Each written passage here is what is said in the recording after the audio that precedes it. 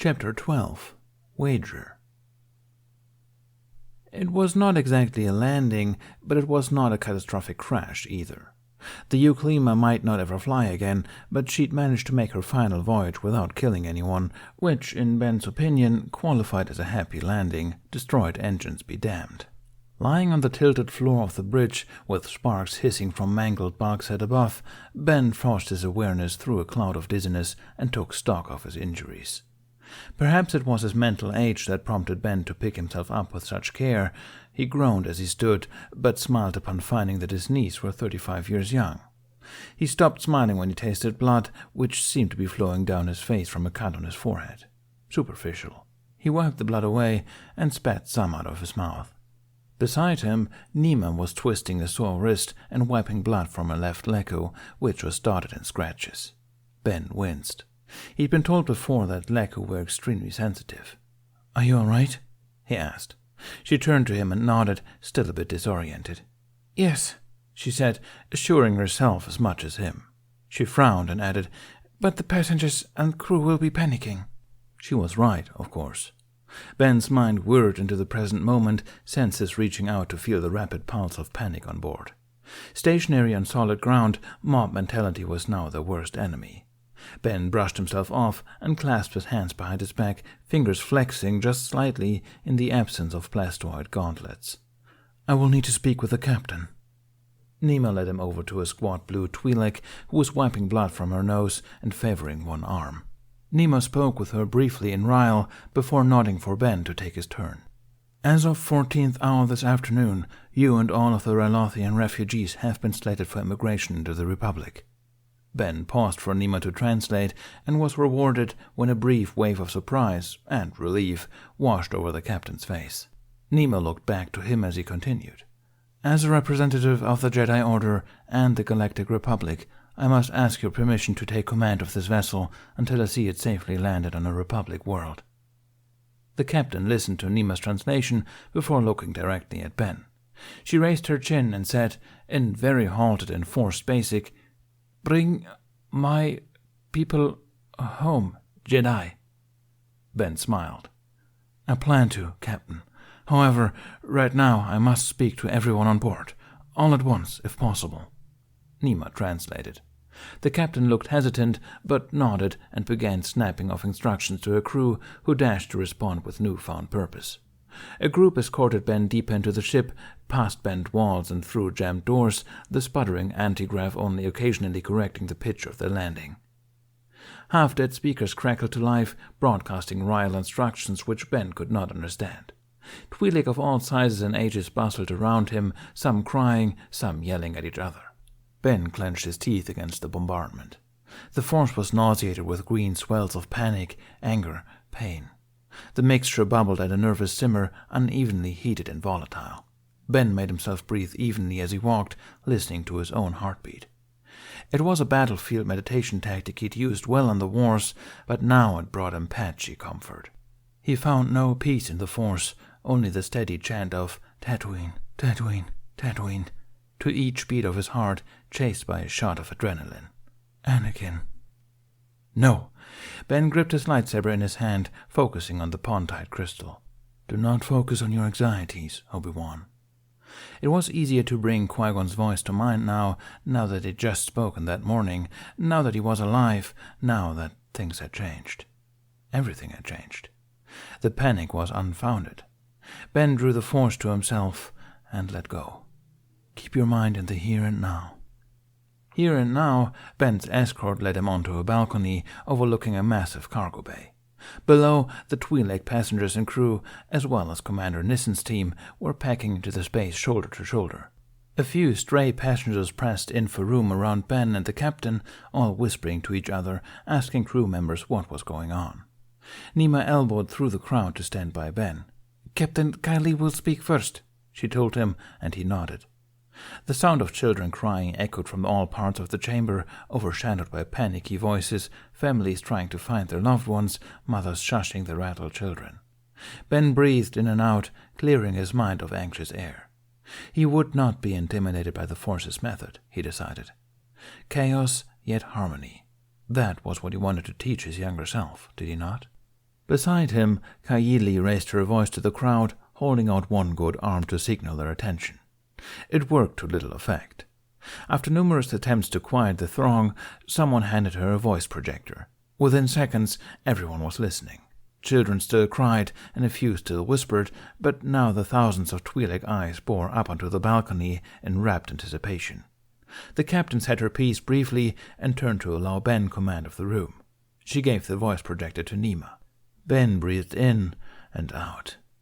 When he spoke, he made sure it was in a loud voice. Whether or not any of these Twi'lek spoke Basic was irrelevant. Presence was just as much a part of conversation as speech. "My name is Ben Kenobi. I am a Jedi Master of the Jedi Order of the Galactic Republic," which was a mouthful for Nima to translate, but once she did, a ripple of interested murmurs flew across the bay. "I have taken temporary command of the ship in order to escort you safely back to the Republic." Nima's projected rile echoed just slightly after his as he continued on. "This ship is in no immediate danger, but has been severely damaged. We will need to seek repairs." A collective sound of disappointment. "Shortly after takeoff, the ship's electrical systems malfunctioned, prompting the navigation systems to send us back into the Outer Rim, to the world of Tatooine. This is the world on which we have landed." Nima translated. An uproar, soft at first, but growing in waves as panic spread through the ranks. Ben drew on the force to exude a sense of calm. He waited for a lull and said in a loud voice, "People of Ryloth, you have been very brave." Nima's eyes shone with approval as she translated. "You have shown courage and determination. You must not give up now. You will make it to your homes." The cargo bay grew steadily quieter until Ben had their attention once more. "I have already sent out a distress signal to the Republic fleet requesting assistance. Even as we make attempts to repair our ship, the Republic will send aid and, if needed, an evacuation crew here to Tatooine." After the obligatory delay of translation, a more optimistic tone buzzed through the crowd. Ben waited for it to die down before he enunciated the most vital communique of the day. "However, I must insist that absolutely no one leave this ship save for myself and the Herdessen officials on board. As of now, this ship is Republic ground. As long as you stay on this ship, you are under the protection of the Republic Senate, the Herdessen government, and the Jedi Order."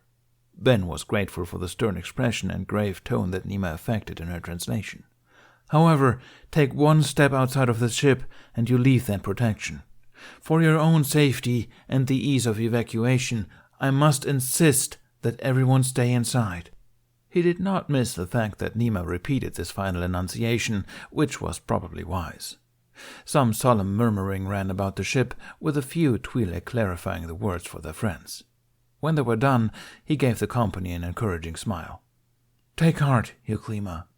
You will soon be on Republic ground to stay." After Nima translated, Ben recalled to mind one of the very few Ryle phrases that had stuck from his Padawan years. A traditional parting. "Tio'ok kudan vas." Nima paused when she realized she did not have to translate. She gave him a smile. "Well said, Jedi." He gave her a grin and a nod before stepping down and letting Kylie take up the voice projector once more. While the captain delivered more orders to her crew and passengers, Ben retreated back down the hallway. Now the hard part begins. After he was away from the noise, Ben took out his comlink and browsed the open channels. "Commander Nessen, this is Master Ben Kenobi. Come in." "Master Kenobi, nice speech you gave back there. I was just about to calm you." "Anything to report?" A tired sigh. "As you already know, the hyperdrive is irreparable, but I'm afraid that it's worse than that." Ben's heart sank. "How much worse?" "Our electrical patch survived the hyperspace nightmare, but the relays have welded themselves open. We have power, but we have no way to control it. With this many life forms on board." Nissen sighed again, and Ben could hear a soft prickling movement, possibly an exhausted hand run over a stubble beard. "The boys tell me we'll suck the generators dry in 2 standard days." That was hardly good news. Ben remained calm. "Can the relays not be repaired?" "Not with what we have on board. If we try to patch this again, we could break the main circuits, or worse, short out the generators themselves. We need new parts, proper ones. Until we have that, all we can do is try to herd the power into the important things. Life support, lighting, doors. We're having trouble communicating that with the crew. I know someone who may be able to help you in that regard. I'll send her to meet your crew.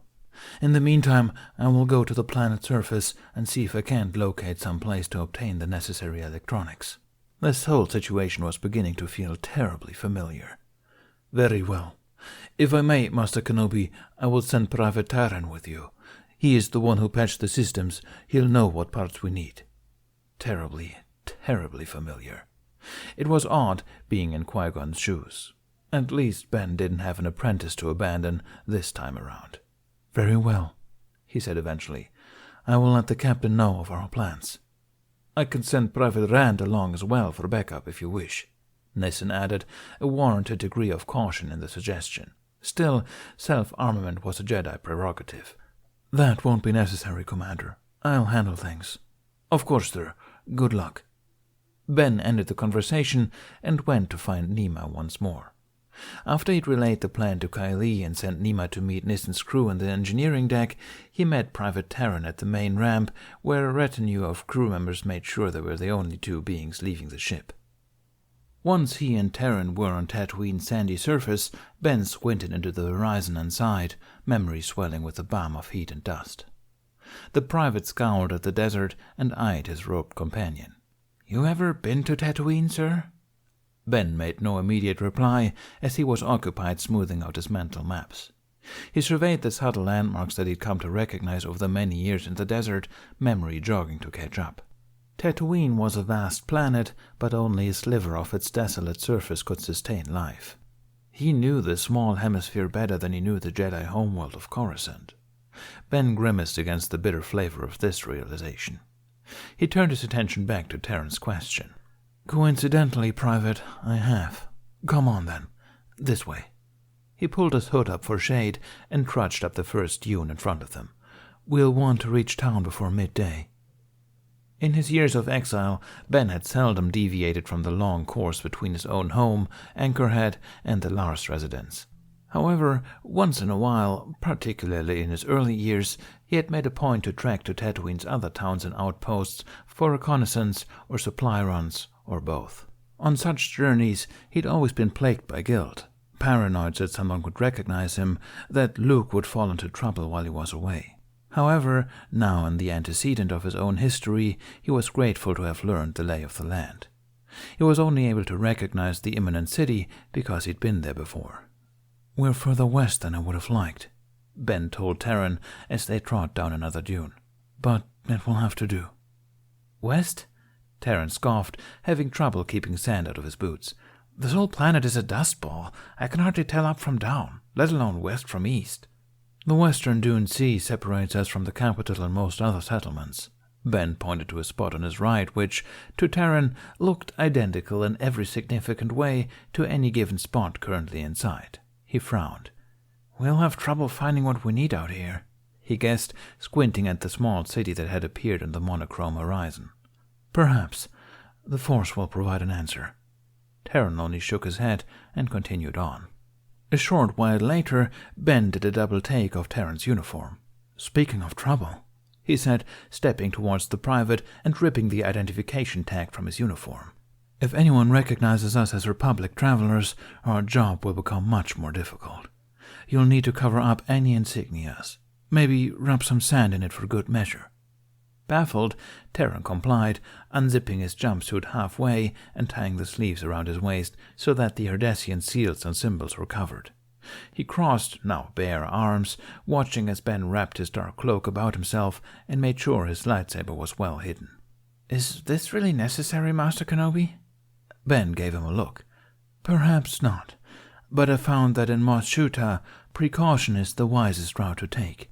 The truth of the matter was that he'd never been to Mos Shuta before the Empire had domesticated it. He had, however, heard the stories. But there was nothing to be done. He ignored the private's horrified expression. "Come along." "Mos Shuta?" Taran hissed at his companion. "Mos Shuta?" Taran hissed at his companion. Unlike some core world natives, Terran was from a world situated right on the edge of Republic space and had learned plenty of slimy details about his Outer Rim neighbors over the years. This place is going to be crawling with slugs. Ben grabbed Terran's arm and moved him aside so a dunebear could pass by. Terran wrinkled his nose at the stench, but Ben remained unaffected. The civil term is hut, and if you wish to keep all of your limbs and extremities attached to your person, I would recommend that you use it. Beneath his hood, Ben's eyes scanned the surroundings, his senses branching out, seeking help, suggesting anonymity, urging those around them to pay no mind. His efforts were lost on Terran, of course. Either way, we need to get in and get out.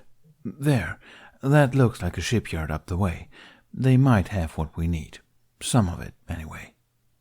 It was indeed a shipyard, and their inventory did include the parts they needed. They were all old and rusted scraps, of course.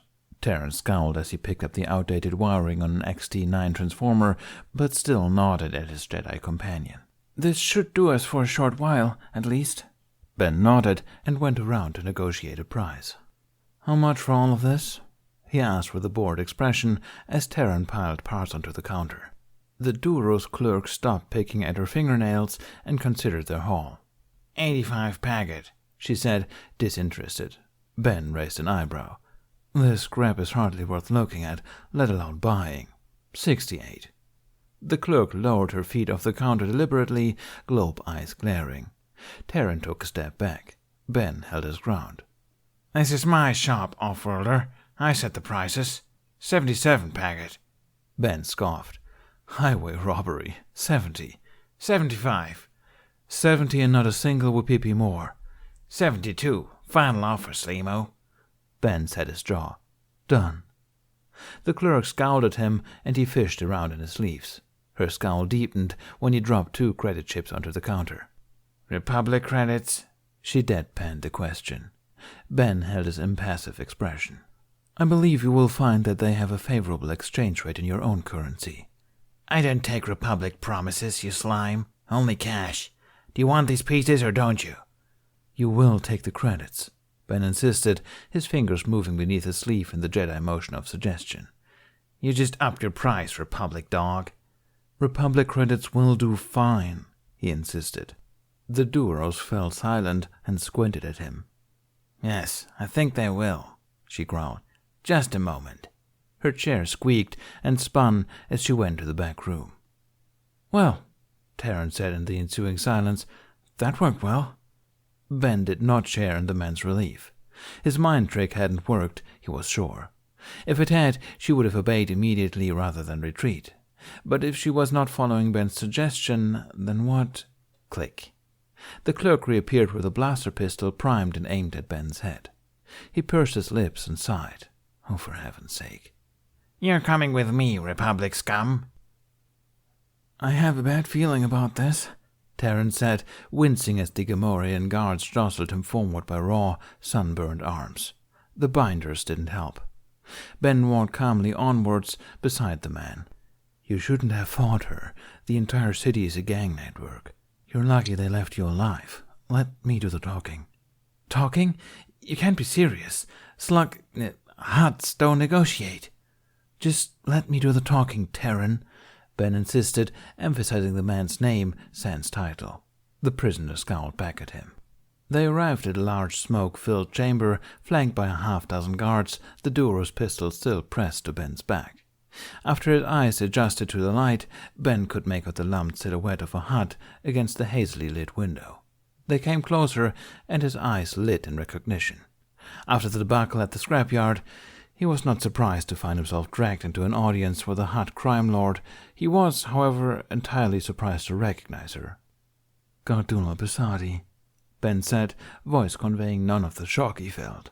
You know it? Terran hissed before he was elbowed in the gut by his captors. Ben ignored him. Gardula recoiled in apparent surprise. She eyed Ben keenly. The slave girl standing by the hut opened her mouth to translate, but Ben answered first. My name is Ben Kenobi. I am glad to finally meet you, your greatness. As I am sure you have been informed, I merely wish to purchase some supplies to repair my ship, but there seems to have been a severe misunderstanding." He smiled up at her, an anathema amid the sea of scowly faces around him. If Cardula was impressed by his fluency in Huttese, it did not show on her gargantuan face. She waved a meaty hand. "A misunderstanding indeed. Seize him." Before her guards had come within a meter of Ben, he'd drawn a saber and ignited it. The Gamorrean squealed and staggered back, spears pointed but uncertain. The translator slave's eyes grew wide in the sapphire light, chains jingling as a hand went over her mouth. One droid fled the room, another fell over. "Jedi!" At least those two syllables remained universal. A misunderstanding indeed. Ben echoed his hostess, tone far deeper than before. He held his weapon steady and gave a smile. "As I believe I was saying, we only wish to purchase parts for our ship and be on our way. We have no quarrel with you." "You've brought a ship here?" Cardula asked, saving fierce face despite the Jedi threat. "It is no concern of yours. Now let me pay for the parts and be on my way. I know as well as you that Hutts steal our Republic credits often enough to make it worth your while." He cast a glance at the Duros clerk, who had leapt away from him when he'd drawn his saber. Highway robbery that it may be. I will see to my own concerns, Jedi." Suddenly, a guard wrapped a massive arm around Terran's neck and pinned a blaster against his head. "Go on then, little Jedi," Cardula taunted. "Pay for your scraps. I will take this one in exchange for your own life." Ben glanced at Terran, who struggled to breathe against the Gamorrean's bicep. Theoretically, he could subdue the dozen or so guards that now lined the chamber. He could not, however, defeat them all and ensure Terran's safety. He clenched his jaw. Hutts don't negotiate. Well, no, they didn't. Not exactly. "Giving in at first blows," Ben said quietly, brows raised. He shrugged, disengaging his lightsaber so he could peruse his belt pockets. Cardula faltered, razor-thin pupils turning slowly to focus on Ben. "You should be grateful for my leniency, Echota." Ben smiled at the familiar expletive. Now he was getting somewhere. "Grateful, but underwhelmed. I was warned that you'd be far more formidable. I'll be glad to report otherwise. Now, how much was it? 27? No, 2,800 credits, yes?" 28,000, Cardula clarified angrily. Ben's eyebrows shot up in surprise. He looped his thumbs through his belt. "I do not have that much."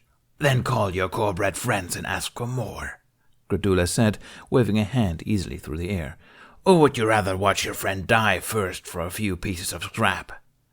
Upon seeing Ben's lost expression, she began to laugh deeply, belly and breast shaking.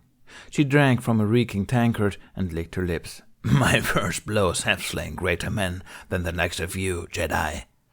Ben said nothing, eyeing his surroundings with a mock uncertainty convincing enough that Terran looked utterly convinced that he was on death's doorstep. "Very well," Ben said. A droid came forward and gave him a comlink. He put his thumb to the dial and paused thoughtfully before lifting his head once more. "Second blows are weightier than the first, as well you know, Cardula. I offer a chance for greater victory. A wager." Cardula remained stony-faced, though her attendants glanced at her with uncertainty. "What kind of wager?" "A round of sabacc.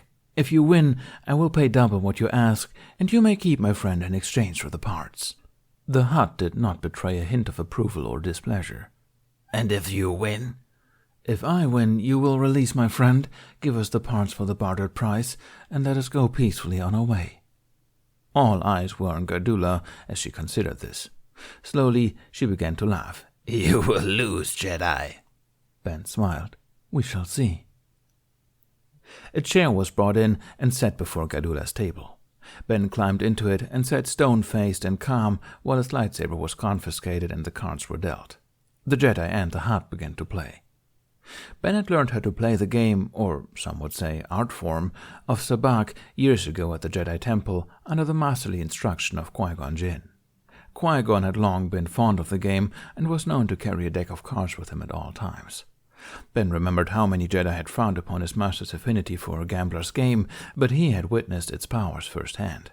It was truly remarkable what you could learn, barter, and conquer with just 68 cards and a little sleight of hand. "You cheated, Padawan." He could almost hear Qui-Gon's incredulity resonating from a match held long ago in his late apprenticeship. "Your focus determines your reality, Master," he'd retorted, parroting Qui-Gon's own adage back to his face. "Besides, Jedi never cheat." He'd grinned cheekily, "from a certain point of view." Qui-Gon's smile had been chagrined and immeasurably proud. But the memory was interrupted when the Master shook his head fondly and told Ben, "Focus on the present moment, Obi-Wan." The stench of the Hutt's hideaway drew Ben back into the present. The cards had been locked in, and at present Ben had a horrible hand. Not to worry, however. Any Jin-taught sabacc player worth their salt knew how to draw out a game, and Obi-Wan had spent more time playing sabacc with Qui-Gon than anyone. Despite his stratagems, Ben had to admit that Gardula was a formidable opponent. As the game wore on, some 3 hours in, he found himself breathing just slightly faster than when they'd started. He knew what he was doing. He was fairly sure he could pull through. But Gardula's inscrutable glare into his head made him wonder if she was just toying with him after all. Hutts were impossible to read through the Force.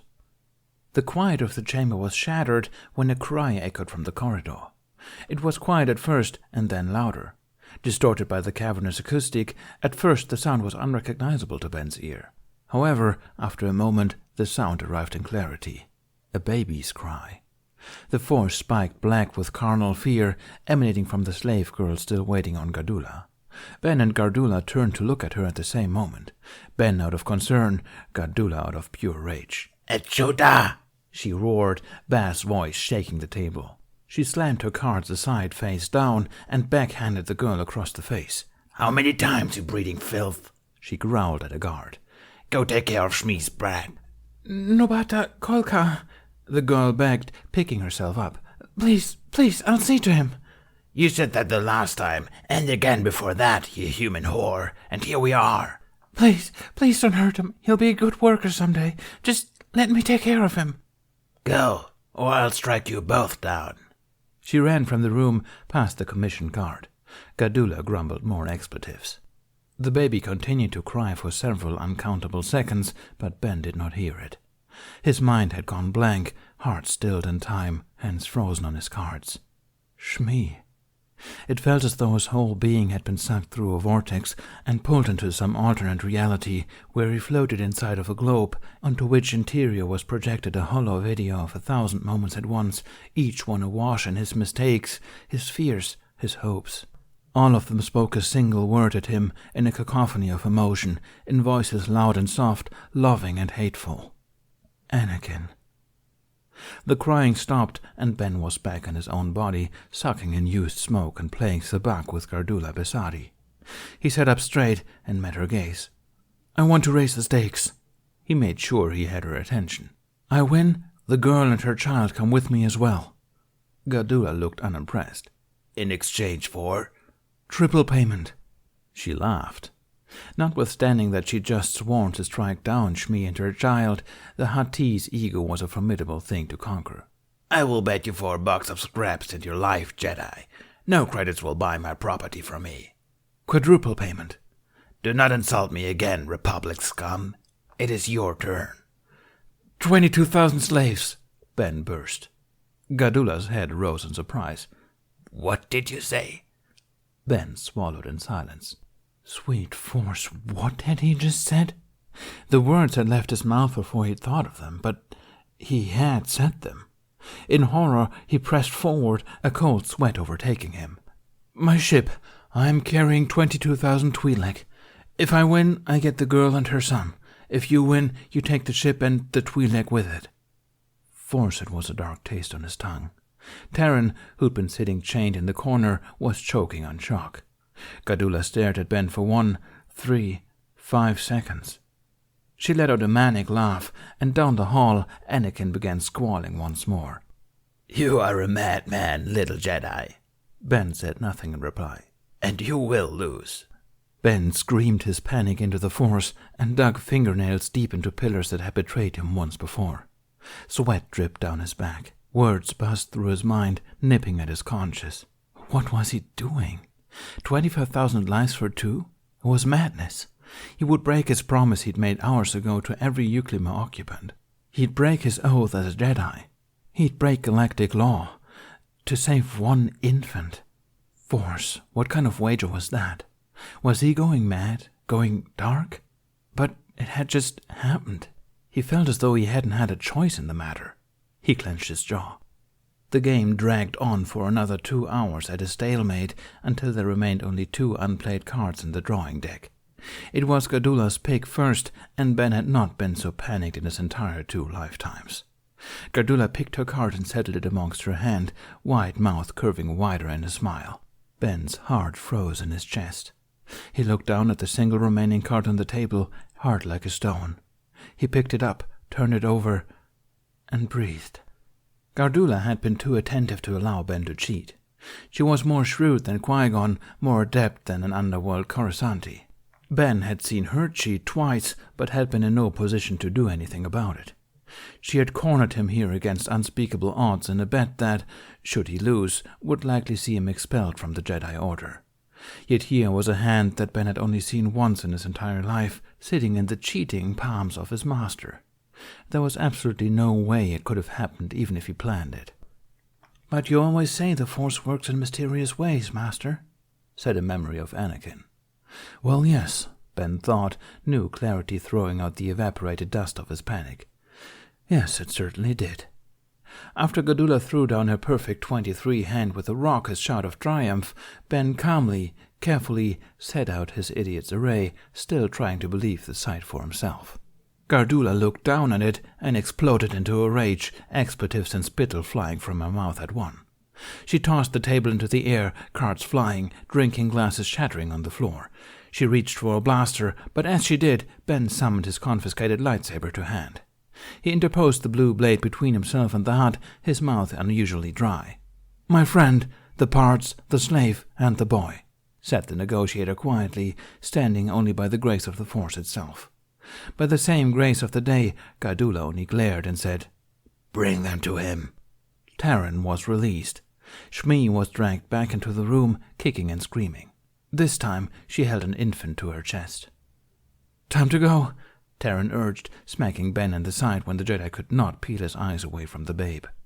Ben glanced at Shmi's face, at Anakin's bundled body, and at Gardula, whose face already bespoke an impending, volcanic revenge. "Yes, it is." He tossed his credit chips on the floor in front of the hut.